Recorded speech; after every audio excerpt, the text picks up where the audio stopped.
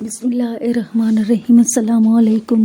آج ہم معروف روحانی اسکالر خواجہ شمس الدین عظیمی صاحب کی کتاب ذات کا عرفان کے پارٹ نمبر 18 صفحہ نمبر 161 سے ریکارڈنگ کا آغاز کر رہے ہیں۔ جنوب میں ہی علاقہ گویک ٹیپی ایک صدی تک اسلام دشمن قوتوں کی نگاہوں میں کھٹکتا رہا۔ یہاں کے معروف بزرگ خواجہ قربان مراد نے 1881 میں جنگ گویک ٹیپی میں جہاد کی بے مثل داستانیں رقم کی۔ اگرچہ وہ 211 دنوں کے محاصرے کے بعد شہید کر دیے گئے، مگر جاں فروشی، اسلام اور جہاد سے محبت کی لافانی داستانیں رقم کر گئے، جن کی خوشبو آج بھی وسط ایشیا کی رومان پرور فضاؤں کی سیر کرنے والوں کو واضح طور پر محسوس ہوتی ہے اور پلک چپکتے ہی مقام جاں کو معطر کر دیتی ہے۔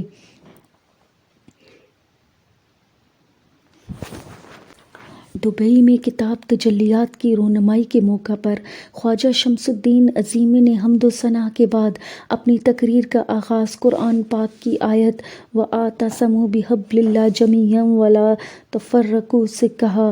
انہوں نے کہا کہ کتاب تجلیات میں قرآن کریم میں سے 95 عنوانات کی تشریح بیان کی گئی ہے۔ یہ ایسے عنوانات ہیں جن پر عمل پیرا ہو کر مسلمان قوم اپنا کھویا ہوا عروج و مقام دوبارہ حاصل کر سکتی ہے۔ انہوں نے کہا کہ حضور اکرم علیہ الصلاۃ والسلام کی امت پر اللہ تعالیٰ کا بہت بڑا انعام ہے کہ اللہ تعالیٰ نے قرآن کی حفاظت کا وعدہ فرمایا ہے، اور اس طرح قرآن کی حفاظت کا وعدہ فرمایا ہے کہ قرآن آج بھی بالکل ایسے ہمارے پاس موجود ہے جیسا آج سے 1400 سال قبل نازل فرمایا گیا تھا۔ انہوں نے کہا کہ قرآن میں چھوٹی سے چھوٹی اور بڑی سے بڑی ہر بات کو وضاحت کے ساتھ بیان فرمایا گیا ہے۔ جب تک ہمارے اسلاف نے قرآن سے رہنمائی حاصل کی اور قرآن میں تفکر کرتے رہے، تاریخ شاہد ہے کہ مسلمانوں کی قوت اور حکمرانی قائم رہی۔ انہوں نے کہا کہ کائنات کے انتظام میں جاری و ساری علوم کو جاننا ہر ذی شعور مسلمان کا فریضہ ہے۔ انہوں نے نبی آخر الزماں حضرت محمد مصطفیٰ صلی اللہ علیہ وآلہ وسلم کی علم کے بارے میں چند احادیث سنائی۔ حکمت مومن کی کھوئی ہوئی پونجی ہے، جہاں پائے اٹھا لے۔ حکمت سیکھو جہاں سے بھی ملے۔ طلب علم بہترین عبادت ہے۔ علم اسلام کی قوت اور اسلام کا ستون ہے۔ ہر مسلمان مرد اور مسلمان عورت پر علم سیکھنا فرض ہے۔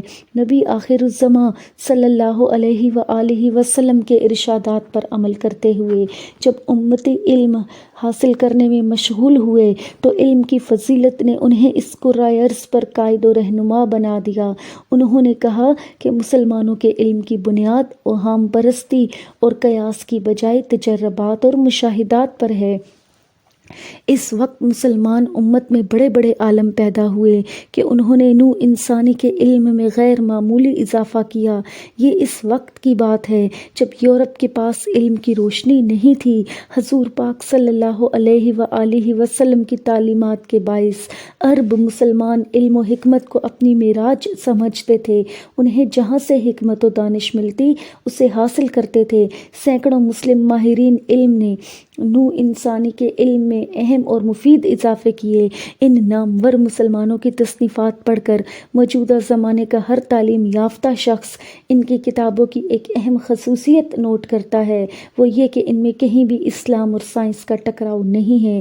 ان نامور مسلم سائنسدانوں کے علم و فضیلت کی روشنی جب دنیا میں پھیلی تو اسلامی ملکوں سے باہر دور دور کے علاقوں میں بھی یونیورسٹیاں قائم ہو گئی۔ خواجہ شمس الدین عظیمی نے کہا، آج کا غیر متصب دانشور جب تخلیق کائنات پر غور کرتا ہے اور اس کے ڈانڈے قرآنی علوم سے ملاتا ہے تو یہ بات سامنے آتی ہے کہ سائنس علم انسان کی پیدائشی خاصیت ہے۔ انہوں نے کہا کہ قرآن پاک میں اللہ تعالیٰ نے فرمایا ہے کہ ہم نے آدم کو اپنی نیابت عطا کی اور اس کو علم الاسماء سکھائے۔ انہوں نے کہا کہ علمی اعتبار سے سائنس کا علم فطرت و کائنات کا علم ہے۔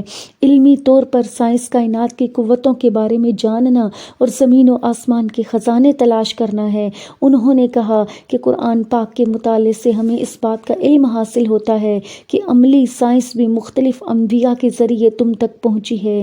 مثلاً حضرت آدم علیہ السلام کے ذریعے ہم زراعت سے واقف ہوئے، حضرت نوح علیہ السلام کے ذریعے کشتی سازی کا علم ہوا، حضرت داؤد علیہ السلام کے ذریعے لوہے اور صنعت و حرفت کا علم ملا، حضرت عیسیٰ علیہ السلام کے ذریعے طب اور حضرت سلیمان علیہ السلام کے ذریعے وائرلیس سسٹم سے آگاہی حاصل ہوئی۔ انہوں نے کہا کہ قدیم وقتوں کے مسلمان چونکہ نبی آخر الزماں کی تعلیمات پر عمل پیرا رہے، اس لیے اس وقت من حیث القوم مسلمان قوم ایک ممتاز قوم تھی، اور جیسے مسلم قوم نبی آخر الزماں صلی اللہ علیہ وآلہ وسلم کی تعلیمات غور و فکر اور ریسرچ سے دور ہوتی گئی، اس اعتبار سے ان کی زندگی انفرادی طور پر اور من حیث القوم جہالت کی تاریکی میں ڈوبتی چلی گئی، اور جس قوم نے علم کے حصول اور سائنسی ترقی کو اپنے لیے لازم قرار دے دیا وہ بلند اور سرفراز ہو گئی۔ اللہ تعالیٰ کا قانون یہ ہے کہ جو قوم خود اپنی حالت بدلنا نہیں چاہتی، اللہ اس کی حالت نہیں بدلتا۔ اس موقع پر خواجہ شمس الدین عظیمی نے کہا کہ ہمارا فرض ہے کہ ہم نہ خلف اور نہ سعید اولاد کے زمرے سے نکل کر اپنے اسلاف کے ورثے کو حاصل کریں تاکہ تاریکی کے گہرے غاروں سے ہمیں نجات مل جائے۔ نبی کریم صلی اللہ علیہ وآلہ وسلم کا ارشاد گرامی ہے، ایک ساعت کا تفکر 60 سال کی عبادت سے افضل ہے۔ علم حاصل کرنا ہر مسلمان مرد اور مسلمان عورت پر فرض ہے۔ انہوں نے کہا کہ کتاب تجلیات لکھتے وقت میرے سامنے یہ بات تھی کہ قوموں کو عروج اسی وقت ملتا ہے جب ان میں تفکر ہو، علم ہو اور ریسرچ ہو۔ آج کے دور میں وہی قومیں سرفراز و بلند ہیں جن کے اندر علم اور ریسرچ ہے اور جن کے اندر کائنات میں کھوج لگانے کا ذوق و شوق ہے۔ شیخ عظیمی نے کہا کہ میں سمجھتا ہوں کہ مسلمان قوم کا زوال اس وقت ہوا جب مسلمان قوم نے اسلاف کے ورثے ریسرچ کو چھوڑ کر اور قرآن کا حکم وَاعْتَصِمُوا بِحَبْلِ اللَّهِ جَمِيعًا وَلَا تَفَرَّقُوا پر عمل نہیں کیا، اور انہوں نے کہا کہ مسلمان قوم کو صرف مادی علوم کے ذریعے دنیا کی موجودہ علمی سطح تک پہنچنے کے لیے کئی صدیاں درکار ہوں گی، لیکن اگر آج امت مسلمہ سائنسی ریسرچ کا یہ طریقہ اپنائے کہ قرآن کے اندر تسخیری فارمولوں سے رہنمائی حاصل کر کے ریسرچ کی جائے تو مسلم قوم بہت جلد موجودہ ترقی یافتہ اقوام کے برابر آ جائے گی اور اس سے آگے نکل جائے گی۔ انگلینڈ میں خطاب جب زمین پر بہت زیادہ فساد پھیلا اور انسان کا دشمن بن گیا اور لوگوں کے دلوں سے اپنی اولاد کی محبت مٹ گئی اور لوگوں نے اپنی بیٹیوں کو زندہ دفن کرنا شروع کر دیا، فحاشی اور عریانی عام ہو گئی، دنیا میں ایک عذاب مسلط ہو گیا، انسان نے انسان کو کھانا شروع کر دیا، ہر طرف ظلم و جہالت کا بازار گرم ہو گیا۔ زمین نے جب یہ دیکھا کہ میرے اوپر رہنے والے انسان درندے بن گئے تو زمین نے اللہ سے فریاد کی، اللہ نے زمین کی فریاد سنی اور اللہ تعالیٰ کو زمین پر بسنے والے لوگوں کی نجات کے لیے اپنے حبیب خاتم النبیین محمد رسول اللہ صلی اللہ علیہ وآلہ وسلم کو بھیجا۔ حضور کی تشریف آوری اس زمین پر بلا شبہ زمین کی اور زمین پر بسنے والے تمام انسانوں کی خوش نصیبی ہے۔ رسول اللہ صلی اللہ علیہ وآلہ وسلم ایک ایسے مقام پر تشریف لائے جہاں جھلستی ہوئی دھوپ، سورج کی تمازت اور ظلم اور بربریت کے علاوہ کچھ نہیں تھا۔ رسول اللہ نے جب اپنی قوم کا یہ حال دیکھا تو حضور کا دل جو اللہ کے نور سے معمور تھا اس طرف متوجہ ہوا کہ نوع انسانی جو ایک دوسرے کی دشمن بن گئی ہے، اس کے اندر پیار اور محبت تقسیم کی جائے تاکہ پیار اور محبت سے تمام انسان ایک نقطہ اور ایک پلیٹ فارم پر جمع ہوں، اور انسانوں نے جو یہ بے شمار خدا اپنا لیے ہیں ان خداؤں سے ہٹ کر ایک خدا کی پرستش کریں۔ سیدنا حضور علیہ الصلاۃ والسلام کی سیرت پاک سے ہر مسلمان کم و بیش واقف ہے۔ رسول اللہ صلی اللہ علیہ وآلہ وسلم کی زندگی اس طرح گزری کہ پیدائش سے پہلے والد کا انتقال ہو گیا، پھر والدہ کا انتقال ہوا اور پھر دادا اس دنیا سے دوسری دنیا میں چلے گئے۔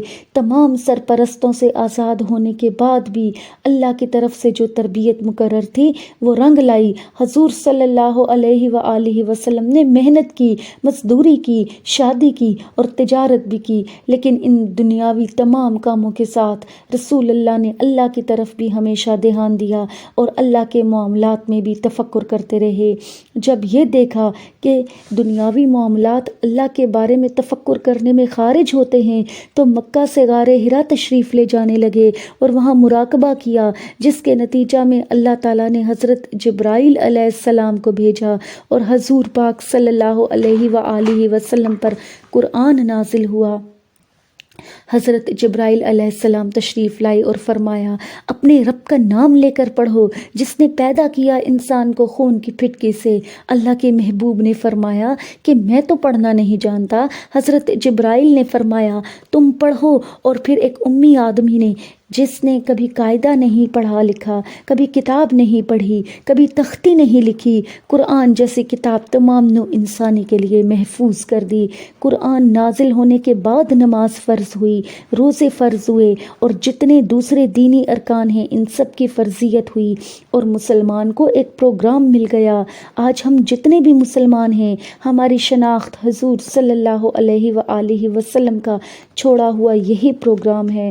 ہماری پہچان یہ ہے کہ ہم مسلمان ہیں، یعنی ہم اللہ کے برگزیدہ بندے اور اللہ کے محبوب خاتم النبیین رسول اللہ صلی اللہ علیہ وآلہ وسلم کے امتی ہیں، اور ہماری دوسری پہچان یہ ہے کہ بحیثیت مسلمان ہمارا عمل قرآن کے مطابق ہو، ہماری زندگی قرآن کے مطابق ہو، حضور پاک صلی اللہ علیہ وآلہ وسلم کی زندگی کے مطابق ہو۔ جب تک ہمارا عمل خالصتاً قرآن و حدیث کے مطابق رہا، ہم ترقی کرتے رہے، ایسی ترقی کہ ساری دنیا میں ہماری حکمرانی قائم ہو گئی۔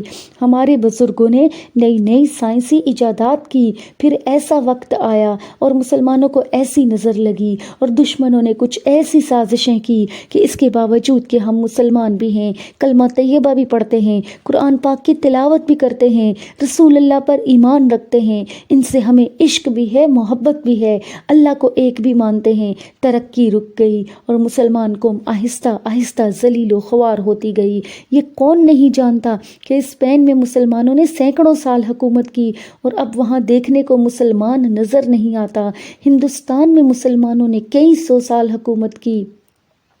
میں پاکستان سے ہزاروں میل کا سفر کر کے آپ کی خدمت میں اس لیے حاضر ہوا ہوں کہ ہم سر جوڑ کر بیٹھیں اور یہ تلاش کریں کہ آخر وہ کون سا عمل ہے کہ جس عمل سے ہمارے بزرگوں نے، ہمارے اسلاف اور ہمارے بڑوں نے تمام دنیا پر حکمرانی کی، اور وہ کون سا ناقص عمل ہے جس کی وجہ سے ہم دنیا میں ذلیل و خوار ہیں۔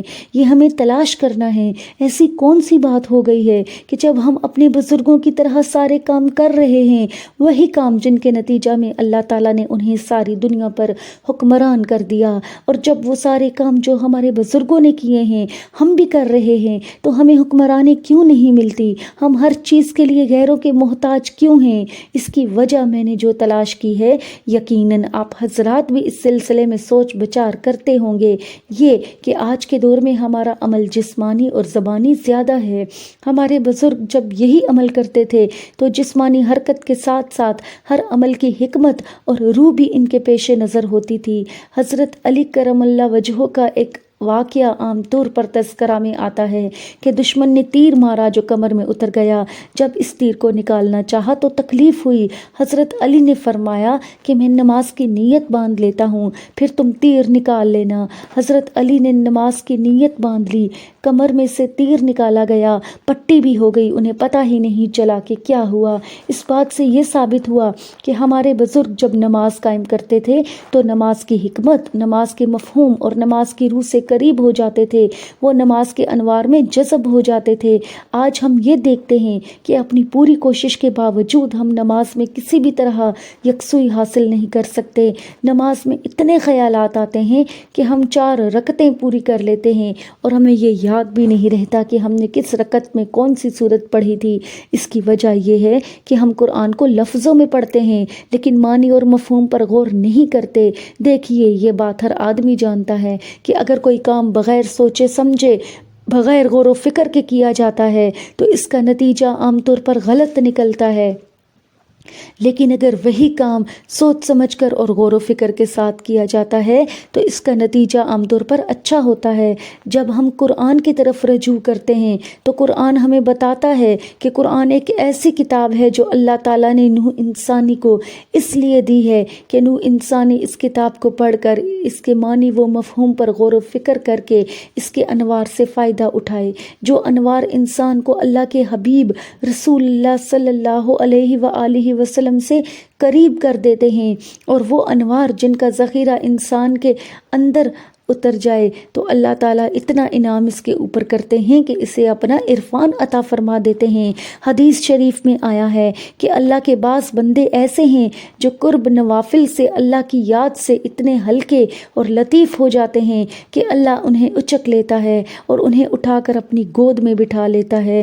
جب ہم اپنے بزرگوں کو دیکھتے ہیں تو یہ بات ہمیں کھلی آنکھوں سے نظر آتی ہے کہ ہمارے اسلاف اللہ سے بھی قریب تھے، اللہ کے رسول صلی اللہ علیہ وآلہ وسلم کی محبت سے بھی قریب تھے، قرآن پڑھتے تھے، قرآن کی حکمت سے بھی واقف تھے۔ قرآن ایک ایسی کتاب ہے جو خود اپنا تعارف کراتی ہے اور انسان کو یہ بتاتی ہے کہ اگر کوئی انسان مجھے تلاش کرے، میرے اندر غور و فکر کرے تو میں اس انسان کے اوپر ایسے ایسے فارمولے منکشف کر دیتی ہوں جن فارمولوں سے انسان نئی نئی ایجادات کرتا ہے، جن فارمولوں سے انسان ٹائم اور سپیس کو توڑ دیتا ہے، جن فارمولوں سے انسان تمام دنیا میں اور کھربوں آنکھوں سے اوجھل سیاروں میں اشرف المخلوقات بن جاتا ہے۔ یہ وہ کتاب ہے جو خود کہتی ہے کہ میں ایسی کتاب ہوں کہ جب کوئی بندہ مجھے اپنا لیتا ہے، مجھ سے محبت کرتا ہے، میرے اندر تفکر کرتا ہے، تو ایسا بندہ جو میرے اندر تفکر کرتا ہے وہ اللہ کا دوست بن جاتا ہے، اور جب کوئی بندہ اللہ کا دوست بن جاتا ہے تو اللہ کی نیابت سے واقف ہو جاتا ہے۔ الا ان اولیاء یا اللہ لا خوف علیہم ولا ہم یحزنون۔ جب کوئی بندہ اللہ کا دوست بن جاتا ہے تو اس کے اوپر سے غم اور خوف کے بادل چھٹ جاتے ہیں اور اس کے اندر سے غم اور خوف نکل جاتا ہے۔ الف مدہ ذالک الکتاب لا ریب فیہ، یہ ایسی کتاب ہے اس میں شک و شبہ کی گنجائش نہیں ہے۔ ذالک الکتاب، یہ کتاب لا ریب ہے، نہیں ہے شک اس میں۔ اس کتاب میں جو کچھ بیان کر دیا گیا ہے وہ نوع انسانی کی زندگی سے متعلق معاشی مسائل ہوں، رہن سہن کے معاملات ہوں، شادی بیاہ کے مسائل ہوں، نہانے دھونے کے مسائل ہوں، یا انسان کی پیدائش سے پہلے کے مسائل ہوں، یا کائنات سے متعلق تسخیری فارمولے ہوں، اس کتاب میں اللہ تعالیٰ نے اس طرح بیان کر دیے ہیں کہ اس میں کسی قسم کے شک و شبہ کی گنجائش نہیں ہے۔ اللہ تعالیٰ فرماتے ہیں کہ یہ کتاب ایسی کتاب ہے، ترجمہ، اس کتاب میں ہر چھوٹی سے چھوٹی اور ہر بڑی سے بڑی بات وضاحت کے ساتھ بیان کر دی گئی ہے۔ اگر آپ اس میں سے ایٹامک فارمولے تلاش کرنا چاہیں تو آپ کو مل جائیں گے، اگر آپ اس میں سے ٹائم اور اسپیس سے آزاد ہونے کے فارمولے تلاش کرنا چاہیں تو وہ آپ کو مل جائیں گے۔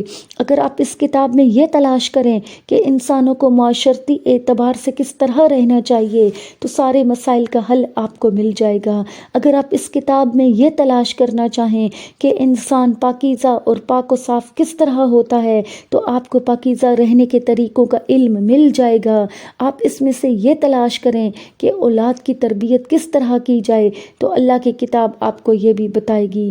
اگر آپ اس کتاب کے اندر زندگی سے متعلق، انفرادی زندگی سے متعلق، قومی زندگی سے متعلق، پوری نوع انسانی کی زندگی سے متعلق، زمین سے متعلق، آسمان سے متعلق، فرشتوں سے متعلق، لوح محفوظ سے متعلق، برزخ سے متعلق کوئی بھی چیز جب آپ اس کتاب میں تلاش کریں گے تو اللہ تعالیٰ کے ارشاد کے مطابق، اللہ تعالیٰ کے وعدے کے مطابق وہ تمام چیزیں آپ کو مل جائیں گے۔ اللہ تعالیٰ فرماتے ہیں یہ ایک ایسی کتاب ہے جس میں کسی قسم کی شک اور شبہ کی گنجائش نہیں، لیکن ساتھ ہی ساتھ یہ بات بھی غور طلب ہے کہ یہ کتاب ان لوگوں کو ہدایت بخشتی ہے جو متقی ہیں۔ یہ ایسی کتاب ہے کہ اس میں دین و دنیا، علم و جہالت، عذاب و ثواب، خیر و شر، ہر چیز موجود ہے، اور اس طرح موجود ہے کہ جب کوئی بندہ کتاب کے علم کو تلاش کر لیتا ہے تو اس کے اندر شک اور بے یقینی نہیں رہتی۔